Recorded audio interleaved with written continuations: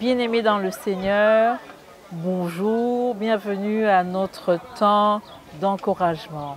Encore pour ce week-end, je suis dans la joie de partager avec vous la bonne nouvelle du royaume. Que Dieu vous bénisse, c'est dans le nom de Jésus que je vous salue. Alors aujourd'hui, je voudrais vous partager une parole qui parlerait d'une rencontre qui change tout. Une rencontre qui change tout. Souvent, nous disons que nous pouvons rencontrer des gens qui nous fassent du bien, des gens qui peuvent nous donner un travail, des gens qui peuvent nous bénir, nous soutenir. Mais je voudrais vous parler de cet homme qui était à la piscine de Bethsaïda. Cet homme qui avait fait 38 ans et il attendait chaque jour une visitation parce que à l'époque, les gens allaient à cette piscine-là pour attendre une guérison et que lorsque l'ange de l'Éternel descendait dans cette piscine, et il recevait une guérison totale. Et dans sa paralysie, cette histoire se passe dans le livre de Jean, le chapitre 5, verset 7 au verset 17. Nous pouvons le lire et ce qui a attiré mon attention, c'était que dans cette atmosphère d'attente, il s'attendait à une rencontre. Et Jésus, ce jour-là, passait. Ce n'était plus l'ange, c'était Jésus-Christ de Nazareth. Celui qui a tant aimé le monde, celui que Dieu a envoyé pour que nous soyons sauvés.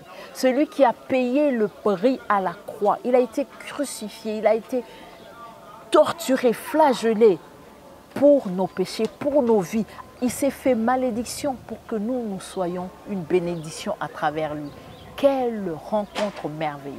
Alors aujourd'hui, je nous encourage que nous puissions rencontrer Christ dans notre relation en cette fin d'année où les choses sont devenues difficiles pour tout le monde.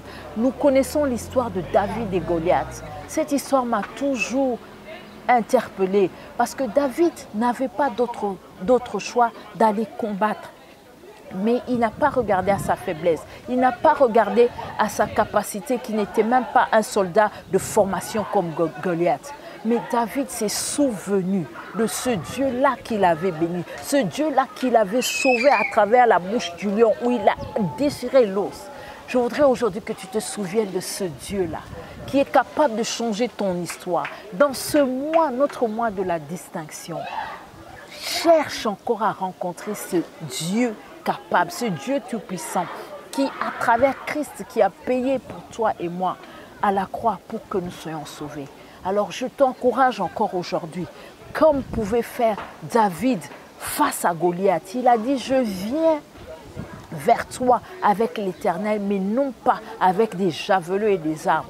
Souvent le monde se cramponne par les pouvoirs, se cramponne par les forces occultes, se cramponne par le qu'est-ce que j'ai de plus fort. Mais je voudrais te dire aujourd'hui que tu as un Dieu puissant, un Dieu fort. À travers Christ, Emmanuel, qui est le Dieu avec nous, nous avons la victoire. Donc dans ce mois de la distinction, je voudrais que tu voies la bénédiction au travers de ces quelques mois qui restent pour terminer l'année. Ne te dis pas que j'ai prié depuis janvier, je n'ai pas encore vu ma bénédiction. Dieu veut se glorifier dans ces moments. Dieu veut se glorifier non pas dans tes faiblesses, dans ta maladie, dans ta fragilité, mais lève encore, cherche cette rencontre avec Christ pour que le nom de Dieu soit glorifié dans ta vie.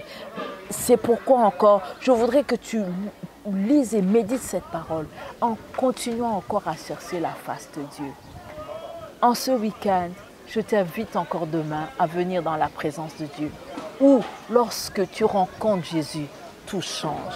Alors, que ta rencontre avec le Seigneur Jésus-Christ soit une victoire à la gloire de Dieu.